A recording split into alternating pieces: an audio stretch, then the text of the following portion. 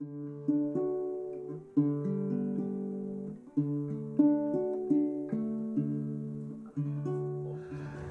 says, let's go. So It's a beautiful night. So we go. It is a beautiful night. Sitting underneath our maple tree here and watching the sunset over Rainy River. The only way it would be better is if those leaves it was fall and we were playing football. Right? Sue said to me when I put the blanket out, she says, "What are you putting that out for?" So what's the matter? It reminds me of fall.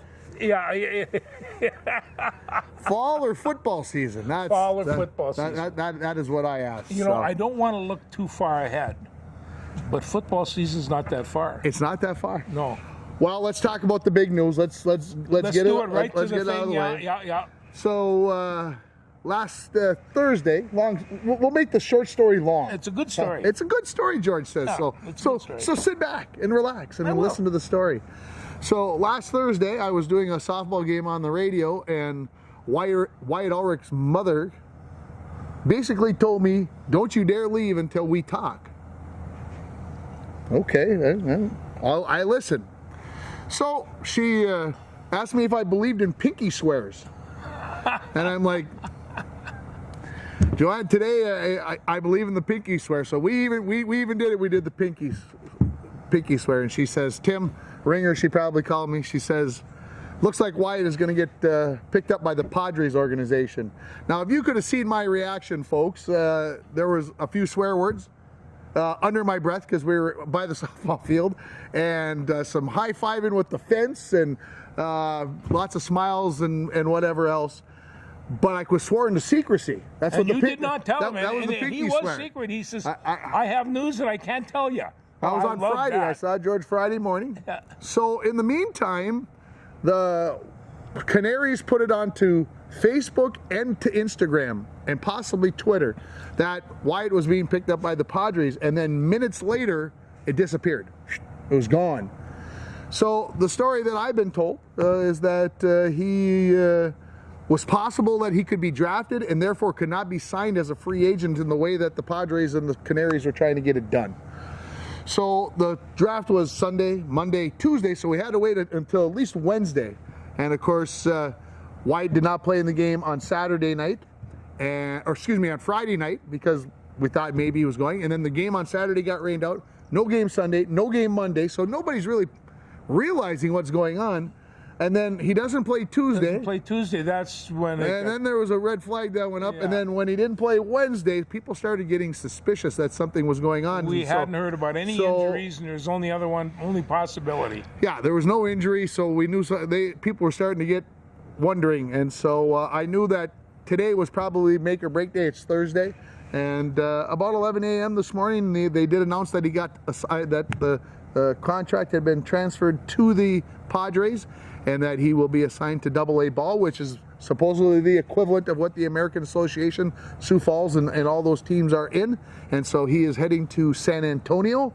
Are they the Diablos? No, they are the Missions. The Missions, the San Antonio Missions. So that will be our new favorite team. I would suspect by, maybe in 2 shows, George will be here sporting his new Missions t-shirt or polo or whatever. San Antonio is a great city, number one. And it's you go down to the Riverwalk or just all kinds of great restaurants, and then they have this big fort in the middle of town.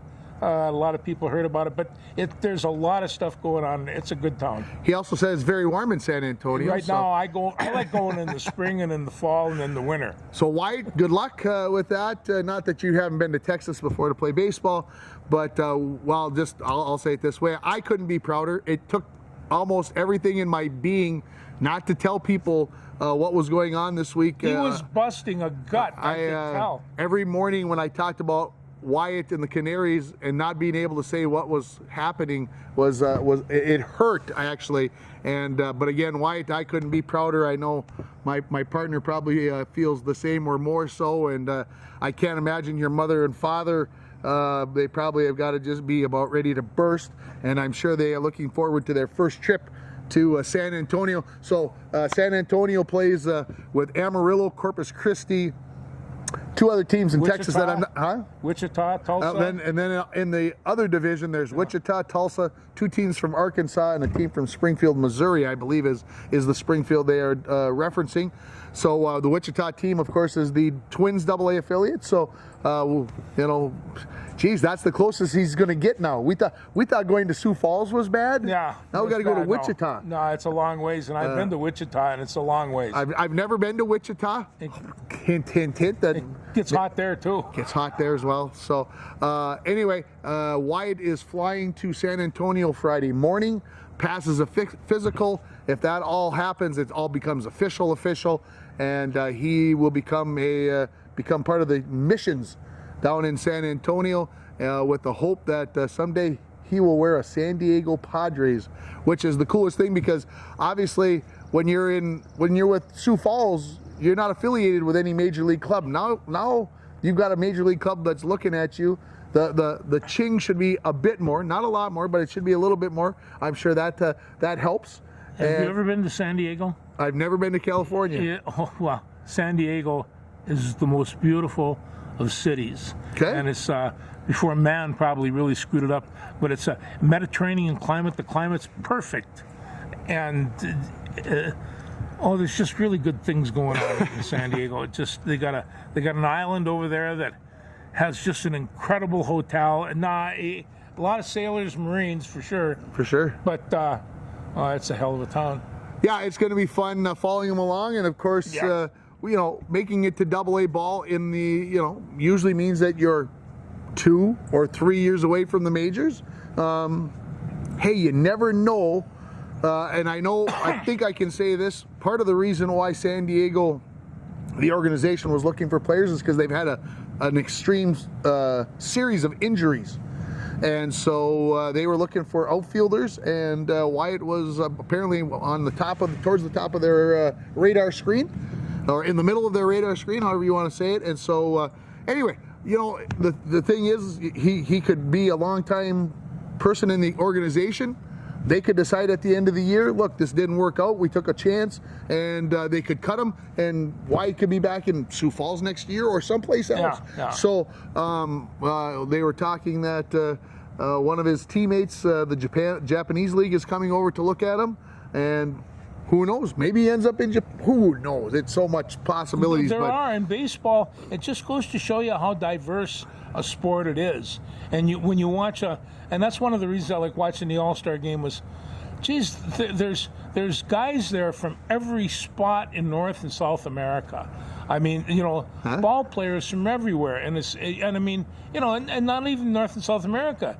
Max Kepler's from Germany, so sure. We get these people. I think there's more than one or two Australian ball players, and so it's become a worldwide game, no doubt about it. There really is, and in Japan, they're crazy about baseball over there, worse than we are here. Probably worse than we are here. That's probably a good way to put it. So he whatever it is. He is the caliber of a person that's going to do well wherever he's at. And I thought about this. I don't know in any of his sports that he's really not experienced success. Yeah, he's done well at everything, and of course the whole conversation came up. Has anybody from International Falls ever made it to AA baseball? And of course, the couple people that I've talked to have said no, that the best is single A. And so again, it's to me it's a big day for International Falls, for somebody to make it to that level.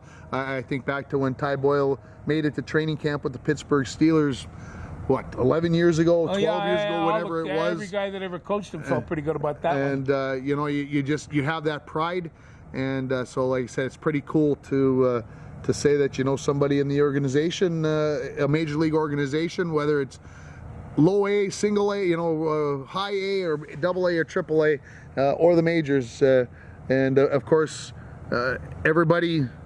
Well, hey, he graduated 10 years ago.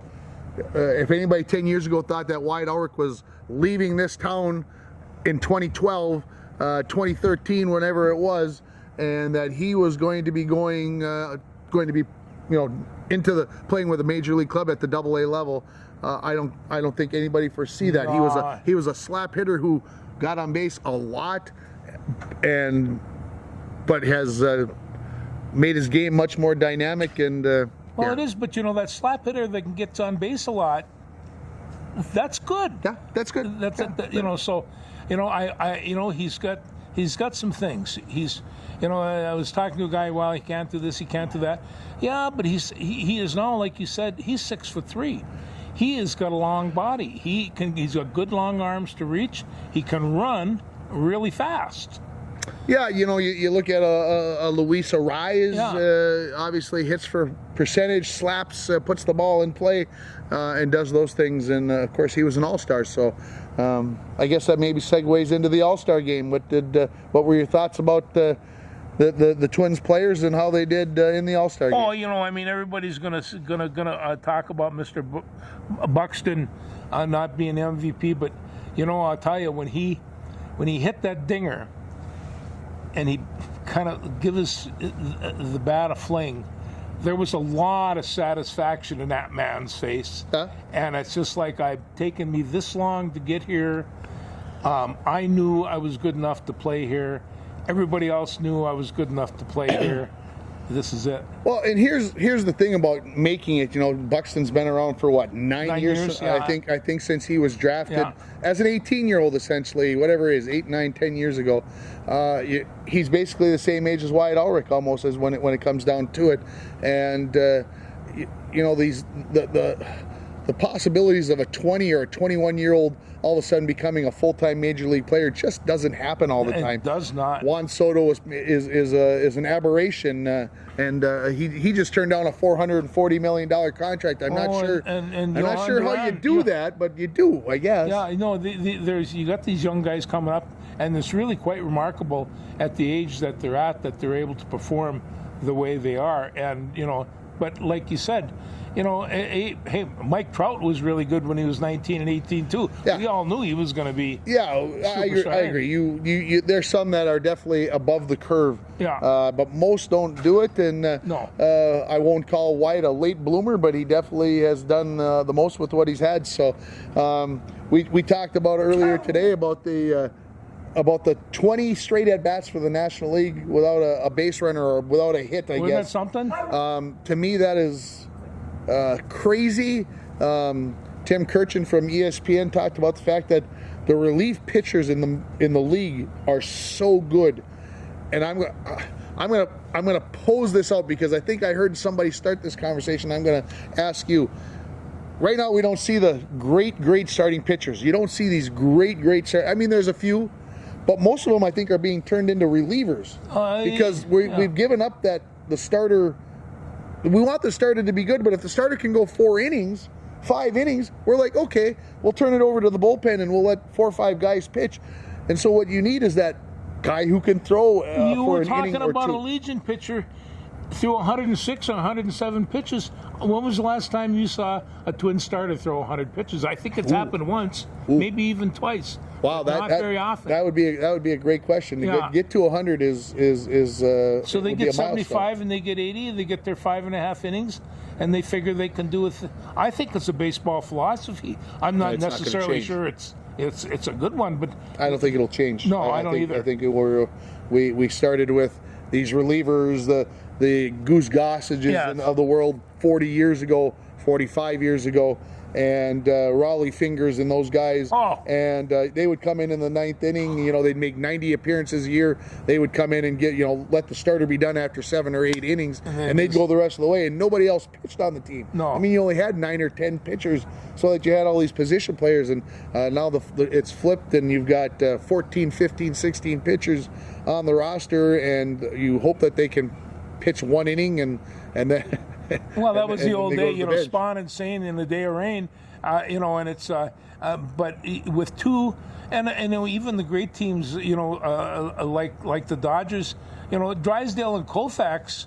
I mean, they had other pitchers, of course, Don Newcomb, some of these other guys, but they had a hell of a coaching staff. I meant pitching staff, but they had 2 really Hall of Famers. Oh, for sure. Maybe 3. And we had poor Jim Cotton, and that was, and he the Hall of Famer Jim Cotton, the new Hall of Famer. But in '65, he was pitching for the Twins, and and he just ran into this guy named Sandy Koufax, and Koufax was just, they didn't put the clock on these speeds, and I don't know what Koufax or any of the rest of those speedballs put out, but I know that there were a lot of people trying to reach for him, and they just couldn't. They were that fast. Yeah, I suspect, Nolan Ryan came around. That's when the 100 mile an hour, and J.R. Richards. Oh my goodness. Oh, J.R. pulled that one out of the loop. Yeah. So home run contest. Did you? You said you watched some of that. I watched some of that. And it's and the home runs contest. Like I say, it's pretty interesting because you see these guys. I mean, 450 feet. That's a long ways.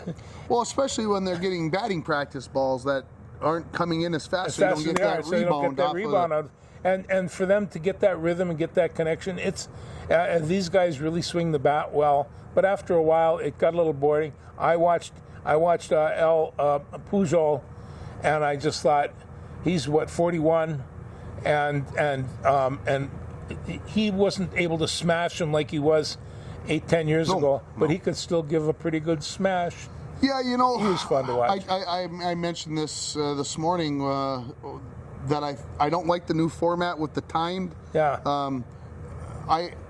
You used to be able to watch the majestic home run because the guy wasn't underneath the clock. Well, they swing the bat, and before the ball ever gets to the seats, he's already swinging again, and you don't ever get to see where the ball lands. So I turned on the TV in the semifinals, I suspect it was, and I wasn't saying that I was paying attention, but I couldn't pay attention. I couldn't tell if the ball was out of the ballpark or not because the ball would just be starting to come down, and boom, they turned back to the batter because he was swinging again. And so you kind of had to trust that, the ball was out, and the ball was up. I don't know. I never got to see the end of it. So I hope ESPN will look at it and say, guys, we got to go back to the old way. It takes maybe a little bit longer. Maybe it's not fast enough for the millennials or the Gen X's or whoever the heck they are, or the whatever name they are. And you got to be going faster and faster because that's the only way you can keep their attention. To me, I couldn't watch it because it was batting practice on like cocaine. It was so fast. In the old days, back in the 50s and 60s, we were kids. They had home run derby, and they'd have two people. And I remember one time they had Henry Aaron on, and I'm thinking all loud, maybe like a Richie Aspirin or something. But these incredible athletes, and so they showed Henry Aaron. He's just swatting them, and they took a look at his hand, and he says, "Well, we noticed you wear a glove."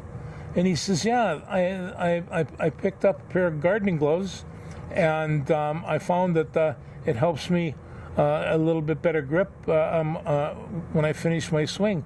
I said, "Oh, that's a good idea."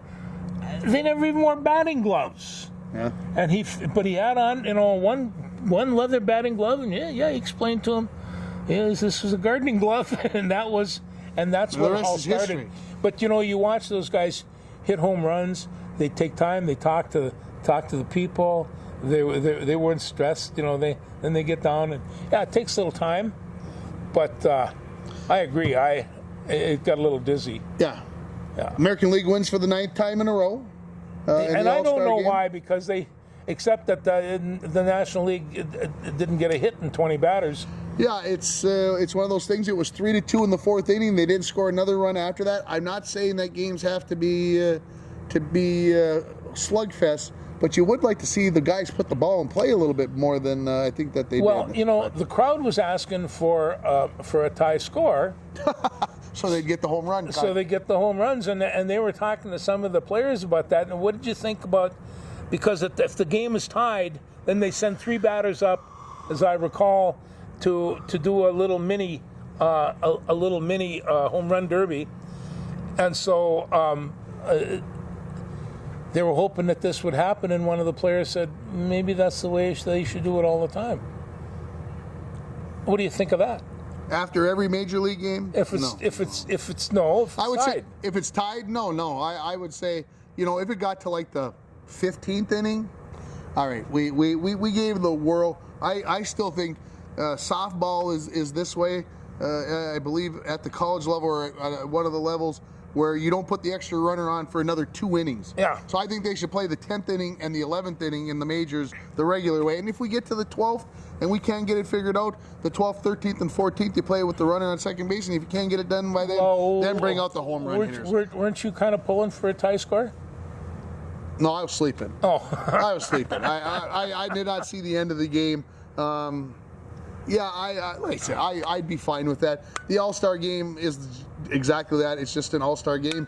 It's for the fans. It's a celebration of baseball. It's no more than that. And, Buxton talked about the fact that they sang happy birthday to Jackie Robinson's widow Rachel. It was her 100th birthday that they stopped. They stopped and sang happy birthday to her. The whole stadium sings happy birthday. 60,000 plus people singing happy birthday is a pretty cool moment. He said, "I'll never forget that." Not him hitting a home run or whatever. That was the thing. That's Rachel Robinson. Huh? Yeah, no, these guys are aware. And when you see a picture of what Rachel Robinson looked like in 1954, you'd understand why. She was an incredibly gorgeous woman. And Jackie knew.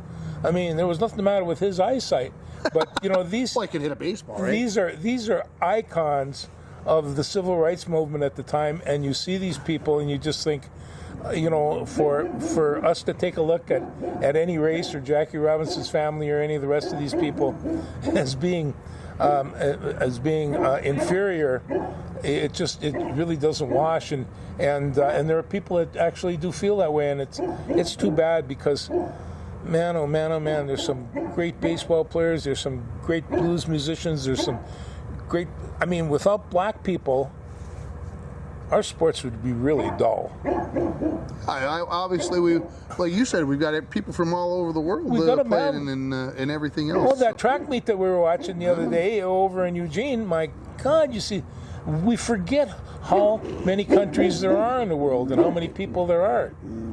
Yeah, and the 200 meters is being run tonight. It is. I suspect that about 9:30. About 9:30, we should be wrapped up by then, right? We should be wrapped up by then. Maybe I should be sitting down watching that this evening. We'll Yeah. see if the Minnesotan Joseph Famboulé can win the 200 after winning the NCAA titles. He runs for Liberia. He does not run for the United States, even though he grew up in Minnesota or is from the Twin Cities area. So we've got that to keep an eye on, and of course we talked about shot putters and the three shot putters. You know what's amazing about that?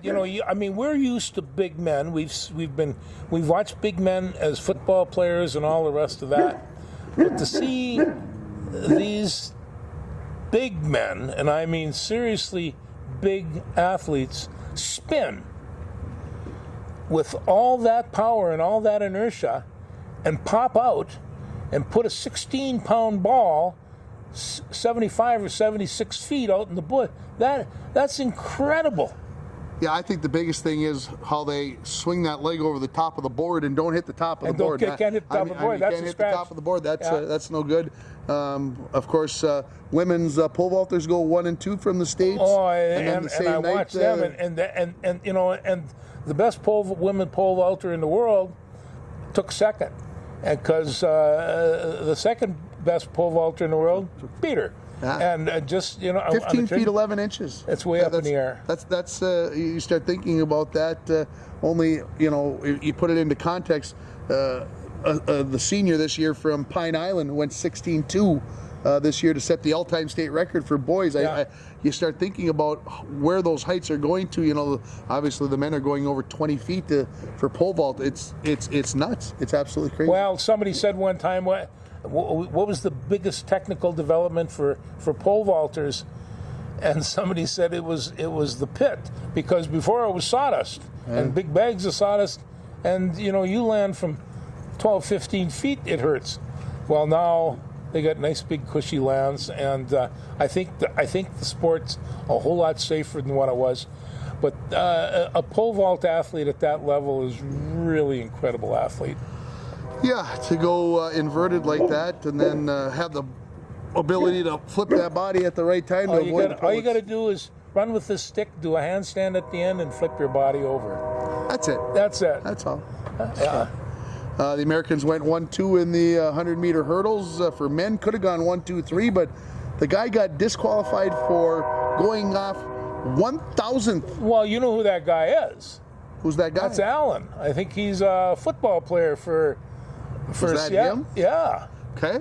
And he ran at Oregon, and he was a home crowd favorite, and he went 1/10 of a second. 1,000. 1,000th of that. I could not, and I challenge anybody to be able to see it on the video. Yeah, you get a 1/10 of a second reaction time. Yeah. After the gun, if you're already moving within a 1/10 of a second, that's too quick. That means you're guessing, and he got caught by 1,000th of a second. I don't even know how we could even try to time that. I watched it over and over again, and I just thought, okay, they've got the signal, they've got the electronics, and it's like, you see, we like the electronics when we see like a lousy baseball game and we want, but this like, well, it's only 1,000. Yeah. It's just yeah.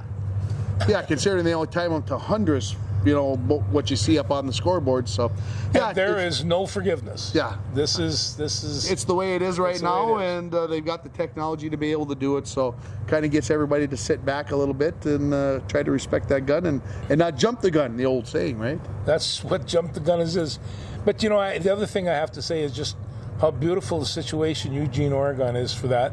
They have just an incredible track and field stadium. It's the best one in this country, probably by far, and to see finally the World Championship's never been here, never in the States, and so you got to wonder when it's going to come back again. But it's really kind of fun. I think you're about 20 years older than I am, George, and I would say I'm hoping that it happens within 20 years, so that I can, I got the gumption to go. That would seem like one of those final trips, on the old bucket list. Type of thing. It's got to be a dandy. Sue and I went to the '76 Olympics, and it was never the same after that. yeah. So true. It's just. But these track meets, especially that one, what do they last? 9 days? This track meet lasts 9 days to get everything in. I know they mentioned the other day. I saw that the 2028 Summer Games in LA are scheduled to start July 14th. So, I don't really want to go to LA, but wouldn't it be fun to go and watch? I don't give a rip. It's one of those things where you got to sing, "I love LA." When I was 40, late 30s, I really did love LA, and I had energy and could stay up all night. And but LA is a really strange city, and the people that live there, they're stranger. Well, it's but I do know that East LA has the finest Mexican food I've ever had in my life, and that's just the trucks that are along the thing. But you go there, let's travel, let's go through East LA. Why do you want to go to East LA? The food. And it's, but there's so good in many things. But we've been there many times. But I would love to go there at 2028. That's what, 6 years away? 6 years away. We'll see. We'll see, he says. Maybe we'll go to LA to watch the Gophers play in the final, real Rose Bowl. That's Pasadena. That would be. Well, that's pretty close to LA. It's right down the road. Right down the road. Yeah. We mortgage the farm and we'll go and we'll do what we need to do. Okay, so we talked Wyatt, we talked All-Star Game, we talked home run. The Loons. The Loons are good. What are they doing? They're winning some games. They're winning some games. Things are looking good. They beat a Premier League team, which I don't know how good Everton is out of the Premier League, but they got a win. Beat them 4-0. The Premier League is getting started here in a few weeks, I believe, if my memory serves me correctly. And so I think Everton was kind of in that preseason stage. So they may So they're going to come and play so many games in the States. Yep, a couple warm-up games. Well, Premier League's pretty popular over here. Premier League is pretty popular here. They got obviously pretty good soccer. Yeah. And so a 4-0 win just kind of tells me that that wasn't the A squad. That was not the A squad, I don't believe. Okay. No matter, it is what it is. But the Loons, like I said, have been playing well. They would if the playoffs started today in the MLS, and they don't, not for a few more months yet. Actually, they would be in the playoffs. So, these seasons run long. Yeah, the MLS season starts in March and it ends in November. That's plenty long. Are they going to have any of those cold games again this year? You know, I would guess no. Because they're not qualifying for the World Cup. The World Cup is going to be coming up in November here in 4 months that is, and we're going to be doing a lot of middle of the night soccer watching because it's in Qatar. Oh yes, and I believe that's like 11 hours difference. Yeah, I think it's on the other side of the world. You know, almost 2 o'clock. Of course, they're not going to play a lot of. I did see the schedule. They're not during the day. They're not playing during the day, so you won't get that middle of the night. But you're going because it's 140 degrees. You're going to get some late night games and some early morning games. So anyway, it's that's coming up, but we'll cross that bridge in the middle of the football season as the college football season is winding down. We'll be watching lots and lots and lots of soccer. Well, you know, I mean, I'm real curious about the women's soccer team and how well they're going to do because they've been strong. And now they finally got a raise, and I mean, hey, these women are fixated on putting out a good product. Yeah, they want to win that World Cup again. I think it would be I think they'd be their third straight. I think if I remember right, that they won 2 in a row. Can't win the Olympics, but they can win the World Cup. Yeah. Go figure. Yeah. But yeah. So what else have we got to discuss? NBA Summer League is over. Oh, thank goodness. Thank goodness. We don't have to argue about that anymore. Well, no, and I watched that one, and I was doing really good, and then Patrick Rusi says, if you're watching this, you need a psychiatrist. And I had to do a little self-examining there, and I thought, if you're wasting more than 5 minutes looking at this and not reading a book, you're a fool. So I have books right there, so I pick it up. So you picked up the book, and the Timberwolves picked up Austin Rivers today, signed him as a free agent. And I think that's a good addition. It's not a bad addition, I don't think. No. Has had some moments. He was the number 10 overall pick, I think I saw in 2012. Yeah. And like I said, is he going to be a world beater? No. Is it a good pickup? I think it could be helpful. Well, you know, last year they had 10 guys that played a lot of basketball. Yeah. Yeah. And, you know, and so maybe they still want to have that philosophy because I don't know if you noticed, but a lot of those 10 guys, they're gone. Yeah, there's a few of them that are gone. Yeah. Winnipeg Blue Bombers last Friday night improved to 6-0. Might I put in there as they beat the Calgary Stampeders, who are 4-1 now after they lost to the Bombers. So is that the next best team in the league? Either them or BC. Calgary or BC would be the best, and Winnipeg has beat them the last 2 weeks. The Bombers maybe got a little lucky because Calgary threw a pass into the end zone, and it was right here on the receiver as he was diving, and as he hit the turf, the ball bounced up in the air, and one of the guys tipped it and right into the hands of the defender for Winnipeg for the interception to secure the win. Oh boy. Which they won by 7 points. So Yeah. We'll take that. Sometimes you got to be. It's better to be lucky than good. Well, you know, it all depends. And You know, both. I take a look at that end zone, and as an offensive coach, I love it. As a defensive coach, I hate it. Yeah. And it's just like, you know, that end zone is amazing, and you can do a lot of stuff in there. They made a big rule change in the CFL I was reading about, maybe not last week or the week before, but you know, in the NFL, the hash marks are very close together. Yeah. So that basically every play that you line up, it's basically the same play. Whether you're on the left hash or the right hash, maybe changes things a little bit. Now, if you go over here and you watch Bronco football, the hash marks are very wide. Basically splits the field into 3 strips. Yeah. So it's very wide. So that short side of the field is different. So what they had decided that in the Canadian Football League, they had very wide hash marks. So what they decided was, the competition committee decided that when the ball was on this hash, nobody was going to throw the ball to that side of the field, so it was restricting the offense. And you know, you only get 3 downs to get a first down. So they said it was restricting the offenses because it was narrowing the field, because they weren't going to throw all the way to that far hash or to the far sideline because the pass would be too far. So they brought the hashes in closer like the NFL has them. So now you can get, even if you're on this hash, you can throw that ball to that sideline. So now you got to cover all 65 yards, the width of the field in the Canadian Football League versus the 53 1/3 in the NFL. So they feel like that has increased the offense's potential, and I think you've seen some more points scored. I think you're going to do it, and you know, and keep in mind the NFL one time had wide hash marks as well. Correct. And they brought them in because they wanted, at the time, the sweeps and things were were hot, and so you bring that stuff in and you loosen up the ends. And so, but and it makes the field goal kicks easier. Oh, much easier. You know, when you think about the angles that you can get, you know, even watch college ball. If they get on the 1 or 2 yard line, they kick a field goal, and they're on a hash. It can be pretty sharp angled one. You don't see that in the NFL, and you won't see it anymore in the CFL either. No, I don't think so. Anyway, we're gonna get to Winnipeg. I promise. October 8th. It's a Saturday. Tim, Winnipeg, gone. Don't schedule anything. Blues Hour will be recorded that week. I'm just warning you right now.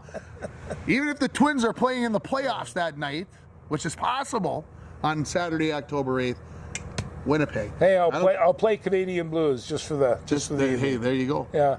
So okay, what else? We talked Canadian. We got the Canadian Bass Championship going on right now. Day 1 is in the books. I did not do any homework to see who was in the lead. Lots of people from the Falls, of course. Lots of people from the Canadian side, obviously fishing in this. So I would like to go out in the morning and watch the boats leave, because you know when they put those big rooster tails up and they get up to about 80 with those bass boats, it's pretty exciting. Well, are they fishing the rivers too? No, just the lake. And so of course they've got the full breadth of the lake on the Canadian side. So there's lots of places to go fish and go do what they need to do. So obviously the International Falls Bass Championship is just over a month away, and of course there's lots of excitement as that comes up as well. Oh yeah, but don't wish the summer away, Tim. Come on. Don't do that. I did buy a couple of those raffle tickets because I'm going to win that thing this year. You're going to do it, huh? Yeah, and that'll be I've been mad the last few years I haven't won, but then I didn't buy a ticket, so you really can't complain much. You can't complain. No, that's true. Okay. What else, sports-wise? Sports-wise. Listen, let me take my thing. What do you got? I want to talk about. I want people to be aware that Ben Johnson down at the University of Minnesota is recruiting his ever 11 tail off, and the one that they want is one Nolan Winter, whose father Trevor Winter was with the team when they made it to the Final Four, and the kid's 6'11". His dad was 7 foot, but we think he's going to get taller. Okay. He's had 2 classmates from Lakeville North go to Wisconsin, and they said that's not going to make any difference in his decision. And his Wisconsin will offer him more money.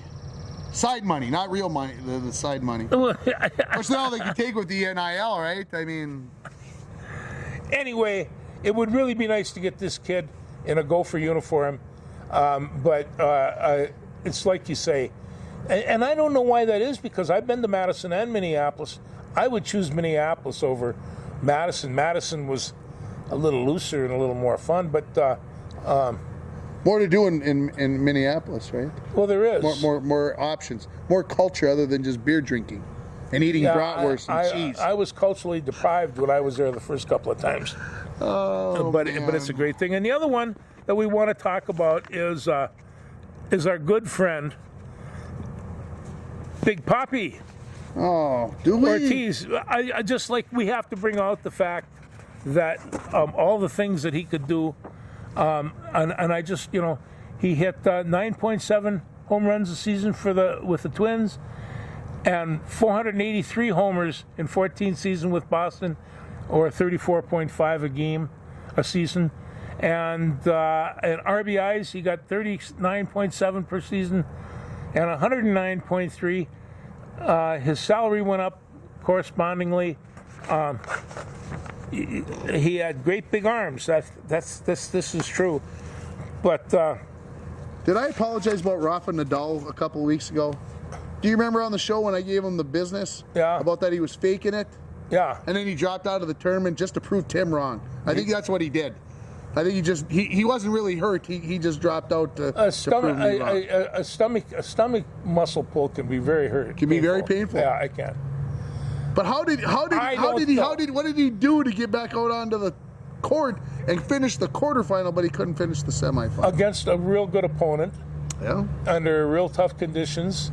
Did that go to a tiebreak? Went to a 5th set tiebreaker. Yeah. And he pulled it out. But yet the next day he was done. So anyway, I digress. But this is what we talk about.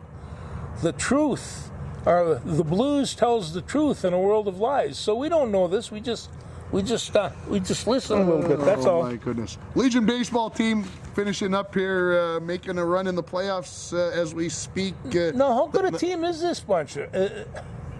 You know, here's the thing about it, George.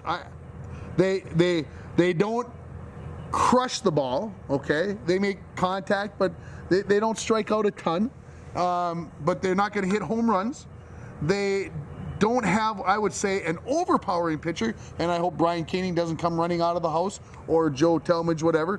They're good pitchers, don't get me wrong, but they throw probably in, I would guess, in the low 80s. Is that overpowering maybe at the Legion level? Possibly. Cody Joslin. But yeah. Cody Joslin is number 3 starter. He was named one of the top 60 Legion baseball players in the state this past week for kids who graduate in 2023 or later. So they've got 3 pretty good pitchers. And then, like I said, the fielding, they don't make a lot of errors. It seems like when they do, they put them in bunches, which is bad because the other team seems to capitalize on that. Yeah. But right now they are 4 games into the tournament. They lost the first one, so they're working their way through the losers bracket, which could end up being 5 more games from today, starting on Friday. Could play 2 Friday, 2 Saturday, and 1 on Sunday if they were going to win the championship. And so, would I put it past this team that they could do it? No, the only thing quite an achievement. It is. The only problem is they got to try to throw 5 games with a team of pitchers. Yeah. That you would think that, okay, they've got a chance, but when they get to that 5th game, they're really going to be hurting for arms. But the scary part is they threw 4 games, and they threw 3.5 kind of complete games. Koenig threw in a complete game. Joe Talmadge only threw 4, but then they got 2 innings from Parker Savonin and 1 from Maish, and then Maish did it again the next day. So to watch what this team does, I think I said those in the wrong order, but anyway, and then Maish throws a complete game, and that's got to give this team a lot of confidence that they got 4 starters that they can maybe get through 3 of those games, because Maish is, by the rule, cannot pitch in the rest of the tournament. He can't get a number of days rest to do that. So it's going to be a fun run. Like you said, they could lose to any of these teams. They could beat any of these teams, and win or lose from here, I think the kids can say it was a pretty successful season. Are they having fun? I think they're having fun. I think they're a loose group. You know, there's 13 of them. They all seem to get along. There's no me or I's or whatever. It just seems like they get along. And like I said, it's been fun to follow with them. And I'm hoping, I hope on Friday that I get to do a couple games, because that would get them down to the final 3. 3 teams get eliminated tomorrow.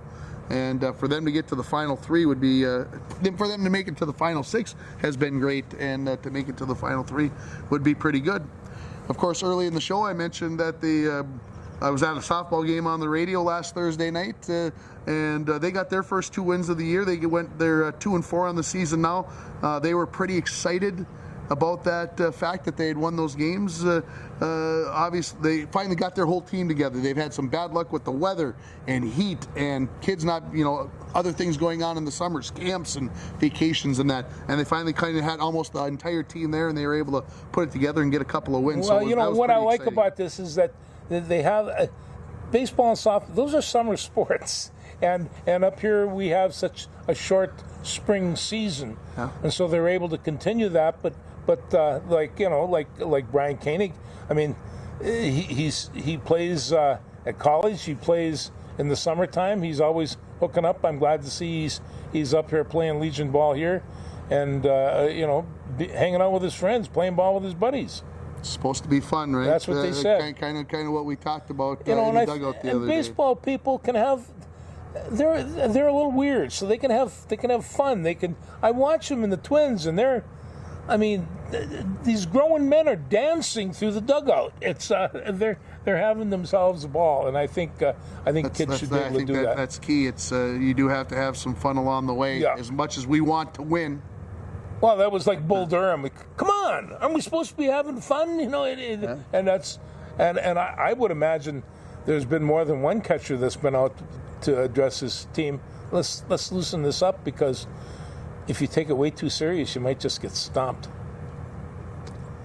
Yeah. Going to a wedding this weekend, so congratulations to Luke and Michaela getting finally hitched. You guys have been together long enough that you finally had to get it done. So I'm glad that you're doing it, and hope that everybody has a great time this weekend. Hope everybody is safe and nobody gets hurt on the dance floor, because it is a Ringhoffer wedding. Oh boy! And there will be some gatoring. Where's this going to be in? In Egan. Egan. Oh, there'll be some gatoring and probably some slam dancing a little bit. Slam dancing. Oh, there's going to be some bodies being flopping around. I don't know. Hey, you just never know what can happen at these parties. You got to try to keep it in control. So. Yeah, I've always tried to keep it under control, at least lately. Anything else? Yeah, I know it's a short sports week, but I'll tell you, it's coming real quick. It's coming back. Go San Antonio Missions. We'll talk to you next week.